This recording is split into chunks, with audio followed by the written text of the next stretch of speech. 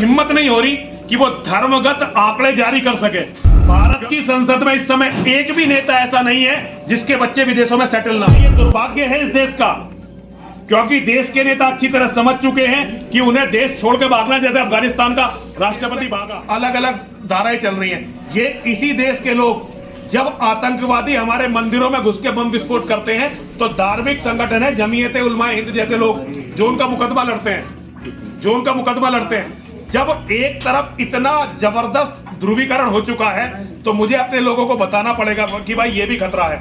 1400 साल से जो इस देश के इतिहास में हुआ है वो अब दोबारा नहीं होना चाहिए।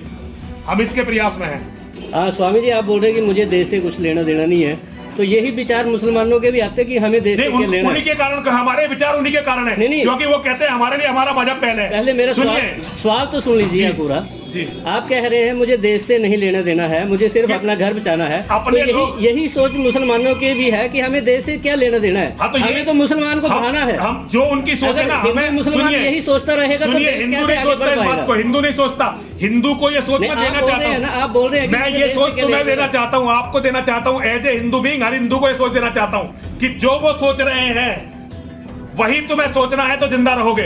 और बड़ी बड़ी बातों से कुछ नहीं। अपना घर फुकवा दिया, कितनी बड़ी बड़ी बातें करते रहो, उससे क्या होने वाला है। अपना घर बचाइए, अपना परिवार बचाइए, अपने मठ मंदिर बचाइए। पूरी दुनिया में एक समय आपके मठ मंदिर थे, आपका ही धर्म था। आज यहां भी आप आजादी से अपने मंदिर नहीं बना सकते और केवल इसी कारण क्योंकि वो कहते हैं कि हमारा धर्म पहले है। आज 57 देश बना चुके हैं और इस देश में वो जहां चाहें वहां मजार खड़ी कर सकते हैं। कहीं भी कुत्ते बिल्ली या सुअर को गाड़ के मजार खड़ी कर सकते हैं, आप रोक नहीं सकते। आप अपने मंदिर की एक ईंट नहीं लगा सकते, केवल इसी कारण क्योंकि हिंदू अपने धर्म के प्रति, अपने अस्तित्व के प्रति जागरूक नहीं है। हमारी ये दुर्गति हो गई है। हिम्मत नहीं हो रही कि वो धर्मगत आंकड़े जारी कर सके, क्योंकि उन्हें पता है कि अगर धर्मगत आंकड़े जारी हो गए तो हिंदू डर जाएगा, बहुत बुरी तरह भगदड़ मचेगी। और आप अगर देख रहे हो तो ध्यान दीजिए, भारत की संसद में एक भी नेता, भारत की संसद में इस समय एक भी नेता ऐसा नहीं है जिसके बच्चे विदेशों में सेटल ना हो। अगर किसी के बच्चे ही नहीं है तो उसकी तो बात क्या करें। लेकिन अगर किसी, इस समय ये दुर्भाग्य है इस देश का, क्योंकि देश के नेता अच्छी तरह समझ चुके हैं कि उन्हें देश छोड़ के भागना, जैसे अफगानिस्तान का राष्ट्रपति भागा। और अफगानिस्तान का राष्ट्रपति तो मूर्ख था, उसने डॉलर भरे हेलीकॉप्टर में तब भागा तालिबान के सामने। इन्होंने पहले ही इंतजाम कर दिया है। आप आरटीआई लगा के मेरी बात कंफर्म कर सकते हैं, एक भी सांसद, ना लोकसभा का ना राज्यसभा का, ऐसा नहीं है जिसके बच्चे विदेश में सेटल ना हो, जिसने अपना कारोबार विदेश में सेटल ना कर लिया हो। 10 साल से स्वामी जी बीच में रोक रहा हूँ, तो अगर मुसलमान होगा तो इसमें क्या दिक्कत है? लोकतांत्रिक देश है हम तो। हाँ, बिल्कुल लोकतांत्रिक देश है, बिल्कुल कोई दिक्कत नहीं है। लेकिन एक बार अगर भारत का प्रधानमंत्री मुसलमान बना तो अगले केवल 20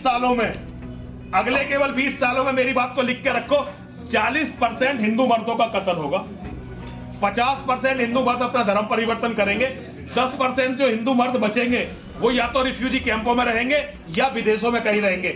और 100 के 100% औरतों की वही हालत होगी जो बदर की लड़ाई के बाद मक्का की औरतों की हुई थी। जो इतिहास है वही दोहराया जाएगा। और आप जो कह रहे थे, देखिए एक ईसाइयों की संस्था है जो अमेरिकन बेस्ड है, वो पूरी दुनिया की डेमोग्राफी पर नजर रखती है। वो संस्था 3 साल पहले ये घोषित कर चुकी है कि मुसलमानों में 10 साल से छोटे बच्चे हिंदुओं से ज्यादा हो चुके हैं। केवल 10 साल से छोटे बच्चे 3 साल पहले। इसका अर्थ ये है कि अब से 7 साल बाद उनके पास वोटर आपसे ज्यादा होंगे। एक बार उनके पास वोटर आपसे ज्यादा होंगे तो प्रधानमंत्री उनका बनेगा, बिल्कुल साफ है। और पूरी दुनिया का इस्लाम भारत पे कब्जा करने के लिए इस टाइम तड़प रहा है, क्योंकि उनके पास जो 57 देश है ना, उसमें पेट्रोल के अलावा कुछ है ही नहीं। भारत सर्वशक्ति संपन्न देश है।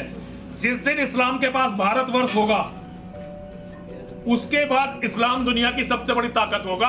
और इस्लाम के जिहादी कुरान को फॉलो करते हुए हर घर के सामने मिलेंगे आपको, चाहे वो अमेरिका हो, चाहे वो ब्रिटेन हो, चाहे वो यूरोप हो, चाहे कनाडा हो, चाहे ऑस्ट्रेलिया हो। अगर हम भारत हारते हैं, सनातनी भारत हारते हैं, मेरी बात याद रखिए। देखिए, आप लोग पत्रकार के रूप में कुछ भी पूछ सकते हैं, लेकिन मैं तो आपको अपना बच्चा मानता हूं। ज्यादातर आप हमारे बच्चे हैं, सारे हिंदू हैं। मैं एक बुजुर्ग के नाते कि आपके परिवार का एक बड़ा आदमी हो सकता है आप मेरे साथ सहमत ना हो, लेकिन मेरी बातों को याद रखिए। मेरे डेटा को याद रखिए, जो डेटा मैं दे रहा हूं आपको, इसे याद रखिए।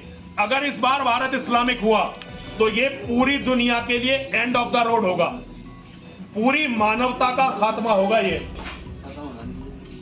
और दुर्भाग्य ये है कि भारत में इस टोन में बोलने वाला मैं अकेला आदमी हूं, जिसे जगह जगह जेल भेजा जा रहा है, जिसकी आवाज को हर तरह से कुचलने की कोशिश की जा रही है। कोई बात, इन बातों से कोई फर्क नहीं पड़ने वाला।